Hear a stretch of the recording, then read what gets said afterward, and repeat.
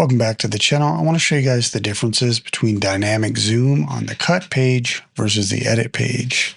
Over here on the cut page, we have some more functionality. What you can do is select your clip here, and if you don't see the tools, you can hit this little slider menu in the corner, and that pops up whatever tools are available in here. Third icon over is our dynamic zoom, and there are some of the same buttons like on and off. We have some presets here with a zoom, a pan, and an angle, which we don't have if we go over to the edit page and select this clip. We basically have linear, ease in and out, or a combo, and a swap.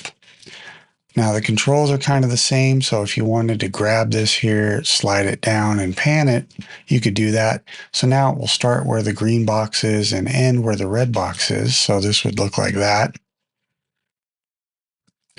which is fine. Then we can go ahead and reset that.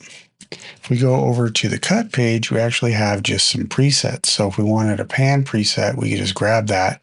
And now here's a pan. If we go back to the start of our clip here and full screen it, we kind of get this pan going on.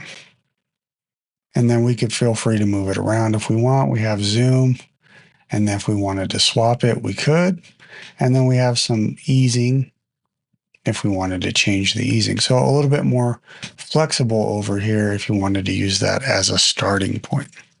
All right, that's it for this video, kind of a quick short one. I just wanted to show you guys some extra features that are available on the dynamic zoom on the cut page that we don't have for whatever reason on the edit page. All right, thanks for watching. I'll see you guys on the next one.